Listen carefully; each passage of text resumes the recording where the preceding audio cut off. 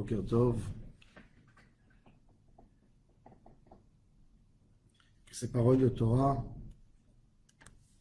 soient pour la guérison rapide de Moshe ben Rivka, Nissim ben Rivka, Daniel ben Rivka, Moshe, Raphaël, Nissim ben Kamil, Eliyahu Hananel ben Ruth Mesodi, Rivka bat Menana, Daniel, Tamar, Atou bat Fortuné.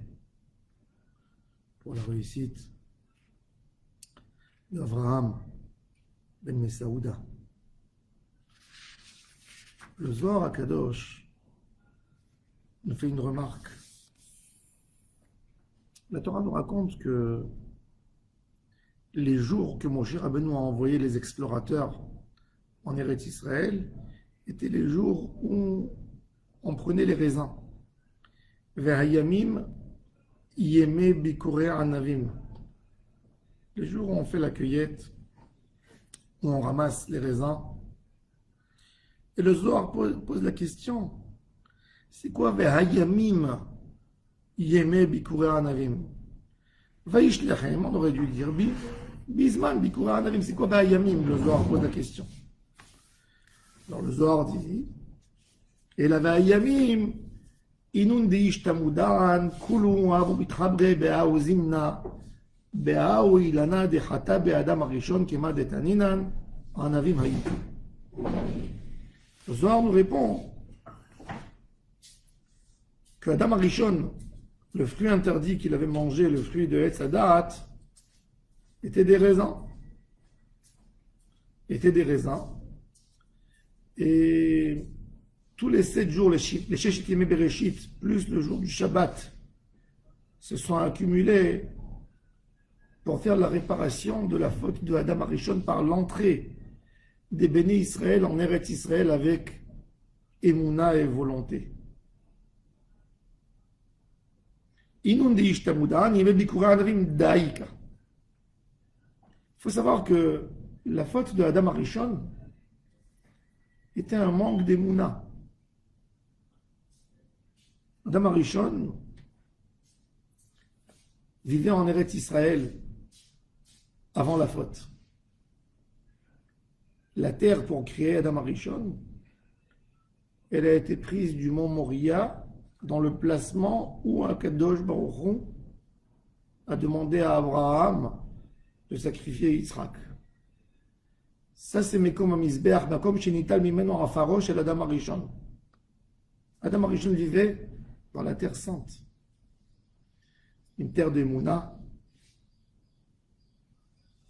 Et c'est pour ça que dans Kriyat Shema, on dit que cette terre, elle jette et elle vomit celui qui fait des Averot. Adam Arishon a été chassé, a été éloigné, écarté d'Eretz Israël, parce qu'il a mangé le fruit interdit, il a fait contre la volonté d'Hachem. La terre l'a rejeté. Quel était le fruit interdit? C'était des raisins. Les raisins ont amené beaucoup de mal dans la création du monde, même noir. Noé, quand il est sorti du bateau, il a vu les dégâts du déluge. Il a préparé un petit abri pour dormir, mais qu'est-ce qu'il a fait? Tout de suite, il a pris un pied de vigne qu'il avait avec lui dans le bateau et il a planté. Alors on peut dire que planter une vigne, ça veut dire, c'est symboliser que la vie, elle revient, la joie, la festivité. Mais la Torah ne voit pas ça de la manière que nous, on le voit. La Torah dit, le raisin, c'est quelque chose en plus. Le vin, c'est pas de l'eau. Un homme doit d'abord s'occuper de la vie, de la réalité.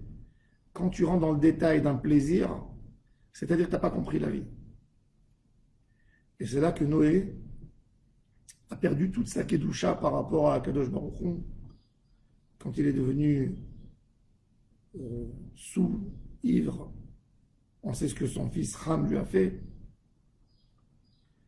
Et tout a été redétruit, tout l'espoir d'Akadosh Baruch Hu, que Noé allait rattraper les fautes de Adam Arishon, il a été déçu de Noé. Et ensuite, Akadosh Baruch Hu a choisi Am Israël. On a passé tout notre parcours, Abraham, Yitzhak, Yaakov, l'Égypte. Et après, il a été déçu de nous, évidemment. Dans Chet HaEgel, on a fauté dans le Vaudor, mais il a été prêt de pardonner. Et là vient la prochaine étape du Tikkun, de réparer le monde. Et Akadosh Baruch Hu veut nous faire entrer en Eretz Israël avec Emouna pour bénéficier de cette terre d'Israël. Une terre où dans le peuple, c'est pas simplement une terre. Quand un juif décide de faire sa aliyah en Eretz Israël, c'est pas d'aller s'installer, avoir une belle maison. Non, c'est avant tout servir Hachem. Parce qu'avoir une belle maison, on peut avoir une très belle maison moins chère qu'en Israël, avec beaucoup moins d'argent, et d'avoir les plaisirs de la vie à l'étranger. Quand on vient s'installer en Eretz Israël, c'est pour avoir un service divin, pour servir Hachem Yitbarach. Ça, c'est Eretz Israël. Eretz Israël, c'est pas que pour habiter. Donc un juif, quand il vient en Eretz Israël, c'est pour ça qu'il y a des difficultés en Eretz Israël. Il n'y a pas d'eau, il n'y a pas de richesse naturelle pour être là que pour servir Dieu. Et c'est pour ça qu'on a tellement de mitzvot dans la Torah qui dépendent uniquement de l'habitation en Eretz Israël. Toutes les mitzvot qui sont liées au chant, Teruma, Maaser, Shevit, Orla, Frashat Chala, et d'autres. On a toutes les mitzvot du Beth Amikdash, qui sont les korbanot, les ekdeshot, les lois de pureté et d'impureté, etc. Et sont toutes liées à Eretz Israël, à un Beth Amikdash. À tel point qu'on peut dire que la grosse majorité de la Torah est liée à Eretz Israël. L'idée d'Eretz Israël, c'est un homme qui vit dans un monde matériel, mais qui n'oublie pas qu'il est là pour faire un service divin. Ça, c'est Eretz Israël comme Akadosh Baruch Hu veut qu'on la regarde. Et donc, l'entrée en Eretz Israël était censée à réparer, en le plus profond sens du terme, la faute de Adam Arishon. Cette faute de Adam Arishon de vouloir trouver un plaisir. Et c'est pour ça qu'il a fait le vin. Le vin, c'est le seul fruit qui peut nous rendre ivres, qui peut nous changer de situation, nous déstabiliser. Et ça, c'était le fruit interdit que Adam Arishon avait consommé, que Kadosh Baruch Hu lui a interdit. C'était le raisin. Et il faut réparer. Il faut réparer. Il faut revenir maintenant et découvrir les goûts de la Torah. Ça veut dire le vin, il peut rapprocher comme il peut éloigner. Il peut rapprocher un homme à sa femme comme il peut l'éloigner de sa femme. Il peut rapprocher un homme à la Torah comme il peut l'éloigner. Et c'est pour ça que la Torah, elle s'appelle du vin. Parce que le tikkun de la faute de Adam Arishon, il est dans la Torah même. Il faut savoir que tzadikim bedavar shebo chotim bo mitratzin. Le tzadik, qu'est-ce qu'il fait? Il prend ce qu'il a fauté et il fait de ça le médicament. Comme l'idée du vaccin. Le vaccin, c'est prendre le virus, c'est prendre ce qui amène la maladie, de le prendre en petite dose et d'être vacciné. C'est le tikkun. Et c'est pour ça que Eretz Israël, la Torah nous dit, Va'ayamim yembe bikurei anavim, Akadosh Baruch Hu, il a fait un remez à Am Israël. Vous allez rentrer en Eretz Israël, Va'ayamim, pour réparer les jours de Maaseh Bereshit, les jours abîmés par Adam Arishon. C'est pour ça que je vous amène en Israël. La faute, elle a été là. Il faut que vous réparez l'endroit du Gan Eden qui était en Eretz Israël. Eretz Israël, c'est le paradis. C'est le Gan Eden à la base. Il faut que vous réparez ce que votre aïeul Adam a détruit. Et Am Israël vient en Eretz Israël. Donc ils ont envoyé les explorateurs. D'envoyer des explorateurs et de ne pas vouloir rentrer en Eretz Israël, c'est déjà un manque d'émouna. On a parlé de ça. C'est le manque d'émouna qui est en nous tous. Et c'est peut-être des fois, c'est de vouloir rester dans la même situation sans vouloir réparer. Ne pas oser à rentrer dans le monde de la Kedusha. Donc ils ont envoyé des explorateurs. Les explorateurs ont pris des raisins d'Israël. Comme on nous dit, on connaît tous le dessin quand on parle d'explorateurs, c'est toujours une image de personnes qui portent une grappe de raisin énorme. Chaque raisin avait une dimension d'un gros fruit. Et ils amènent ça pour montrer au peuple d'Israël comment un raisin il peut avoir une plus grande taille qu'une pomme. Imaginez-vous.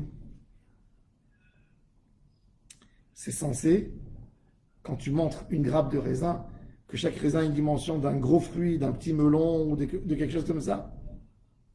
C'est censé donner une volonté chez tout le monde de venir découvrir ce pays magique. Donc, ce raisin qui était dans toute sa beauté, quelque part, il nous appelait à goûter le tikkun, à venir réparer, à voir le potentiel qu'il y a en Eretz Israël, à voir qu'est-ce qu'on a besoin de faire du raisin qui a piégé Adam Arishon et Noé. Et c'est pour ça que la Torah nous dit venez réparer ce que vous avez abîmé. Vous avez une responsabilité de réparer ce que votre aïeul Adam a fauté. Mais c'est avec le même raisin qu'ils ont piégé l'âme Israël. Quand ils ont dit au béni Israël, vous savez, il y a en Israël des géants, des gens qui vont marcher et avec leurs pas, ils vont nous écraser. Nous tous devant eux, on était comme des sauterelles devant des hommes. Quand tu racontes à quelqu'un qui est dans un pays à quelques kilomètres, il y a des gens qui font 400 mètres de hauteur, ils ne te croient pas. Donc pour renforcer leur argument, les explorateurs ont présenté les raisins pour dire, regardez, la proportion du raisin qu'on vous amène au raisin que vous connaissez et comprenez la proportion des hommes là-bas par rapport à nous. Et c'est comme ça, avec les raisins, qu'on a besoin de réparer la faute de Adam Arishon. C'est avec ça même qu'ils ont fauté. C'est ce que le Zohar Akadosh veut nous dire. Ça, c'est la profondeur du Zohar. C'est que Akadosh Baruch Hu, il a dit, je vais vous donner quelque chose pour réparer. Vous allez tous rentrer en Eretz Israël par de la Emouna. Et on a repris ce que Akadosh Baruch Hu nous a amené comme épreuve pour lutter justement contre le Yetzer Hara, et on a été piégé avec et on est tombé. Chers frères, il faut qu'on le sache nous tous. Chacun de nous est venu dans ce monde pour réparer quelque chose. Aujourd'hui, dans nos générations à nous, c'est les générations de la fin des temps. Il n'y a pratiquement plus de nouvelles neshamot, nouvelles âmes qui existent dans le monde. On est tous des gilgoulim, des réincarnations d'âmes qui ont fauté pendant les générations. Et Kadosh Baruch Hu, avant la Géoula, avant qu'il envoie Mashiach, il veut qu'on répare le plus possible qu'on peut réparer. Donc on a un rôle de réparer des fautes des générations qui nous ont précédés. Nos épreuves, elles vont être par rapport aux fautes que dans les anciennes réincarnations, dans les anciennes générations, nous avons fait, notre Neshama a fait dans un autre corps. Comment on sait ce qu'on a à réparer? La plus grande envie qu'on a, les plus grandes tentations, c'est les fautes de ce qui nous a précédés. Et on est censé à réparer. Et Akadosh Baruch Hu nous donne des épreuves dans la vie que si on les répare, on fait un tikkun, une réparation de génération entière.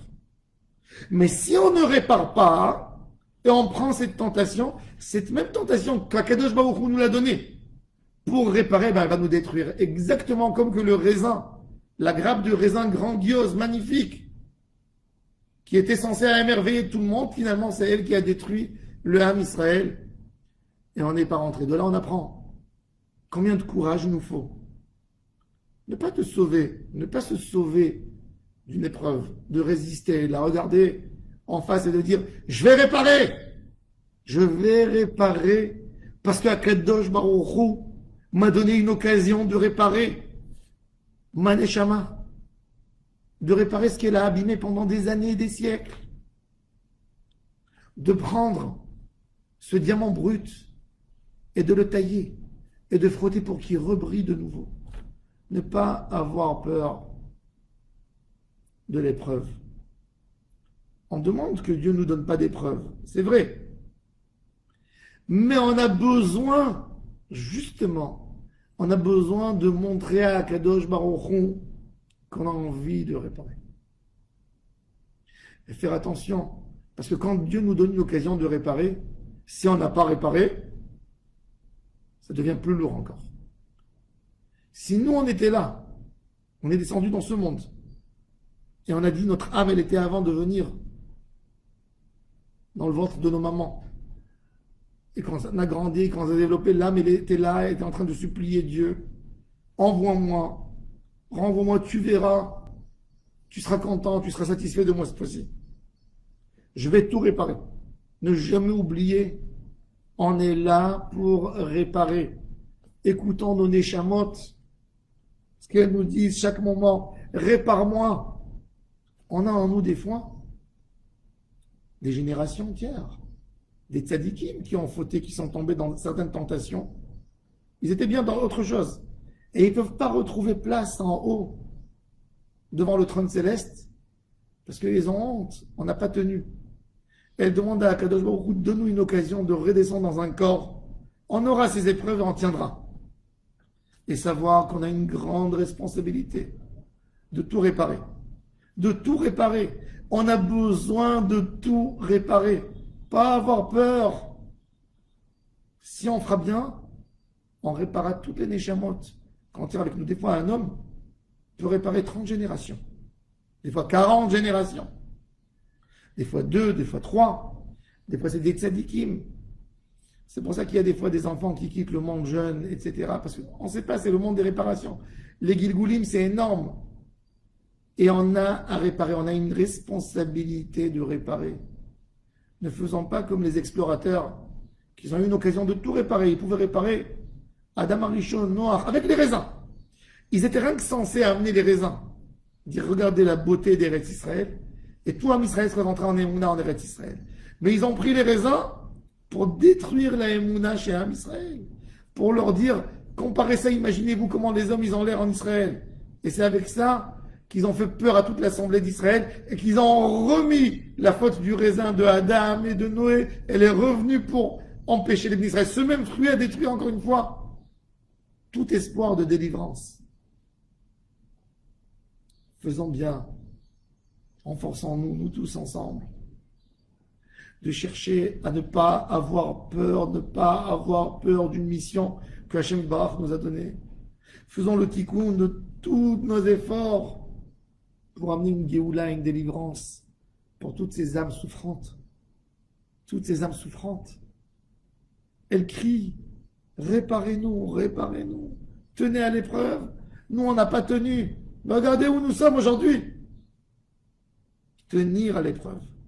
Et Hachem Yebezrenu. Hachem Yebezrenu. Qu'on répare tout.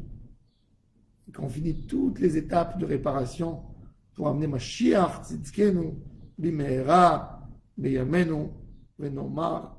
Amen.